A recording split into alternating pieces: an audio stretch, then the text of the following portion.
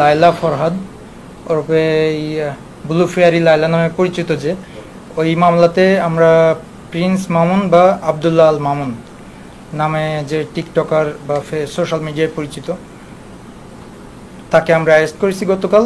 আমরা সে কুমিল্লা থেকে ঢাকার পথে রওনা দেওয়ার পথে আমরা অ্যারেস্ট করি কুমিল্লা জেলা পুলিশের সহায়তায়, এবং সেই মামলায় আমরা তাকে অ্যারেস্ট করে আমাদের থানা হেফাজতে আছে। আমরা অল্প কিছুক্ষণের মধ্যেই কোর্টে তাকে প্রেরণ করব। মামলাটা সেজন্যই তো হয়েছে, বিবাহ বন্ধনে আবদ্ধ হয়নি, তারপরেও তারা একসাথে বসবাস করেছে। এই ধরনের আমরা প্রাথমিকভাবে এই ধরনের বিয়ের প্রলোভন ছিল, তাদের বসবাসের ক্ষেত্রে বিয়ের প্রলোভন ছিল।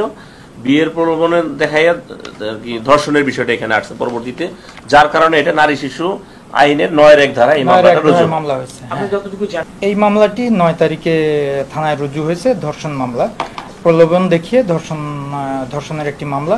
সেই মামলায় আমরা পরবর্তীতে গ্রেপ্তার করেছি। আগের মামলার বিষয় এখানে নাই।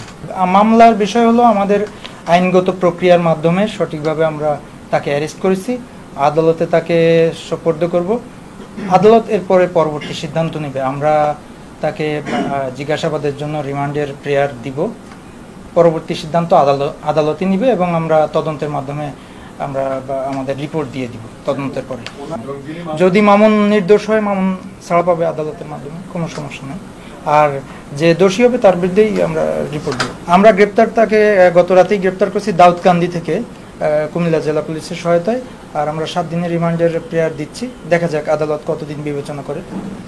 মামলার পর সে কি পলাতক অবস্থায় ছিল কুমিল্লাতে, এরকম কিছু? আমরা আসলে সে চট্টগ্রাম থেকে ঢাকা ফেরার পথে আমরা তাকে অ্যারেস্ট করেছি। পলাতক বা এই ধরনের আমরা কোনো কিছু পাই নাই। সে ঢাকাতে ব্যাক করতেছিল, এরকম অবস্থায় আমরা তাকে অ্যারেস্ট করেছি। না, জানার বিষয়টা তো আমাদের তদন্ত সংশ্লিষ্ট বেশ কিছু বিষয় আমরা তাকে জিজ্ঞাসাবাদ করব, বিশেষ করে কখন থেকে কিভাবে তার সাথে রিলেশন বা কি, সে প্রলোভন আসলে দেখিয়েছে কিনা, বা তাদের নিজেদের সম্মতিতেই একসাথে ছিল কিনা, এইসব বিষয়গুলো আমরা জাস্টিফাই করে আমরা রিপোর্ট প্রদান করব।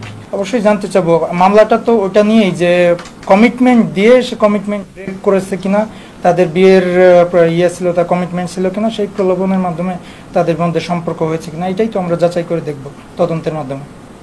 আচ্ছা, আমরা দেখেছি এই মামলা করার পরেও মামুনের একটি সেলুন উদ্বোধন করতে লায়লা এসেছিল। এই মামলা না, এটা আরেকটা মামলা, এটা নতুন করে 9 তারিখে করছে। সঠিক, এই মামলাটার আগের ঘটনা ওগুলা আমরা যতদূর এখনো পর্যন্ত প্রাথমিকভাবে জানতে পেরেছি। এক কথা হচ্ছে যে তদন্ত যদি মামুন নির্দোষ হয় এবং লায়লাও যদি এখানে দোষী হয়, তাহলে তার বিরুদ্ধে আইনগত ব্যবস্থা আসবে।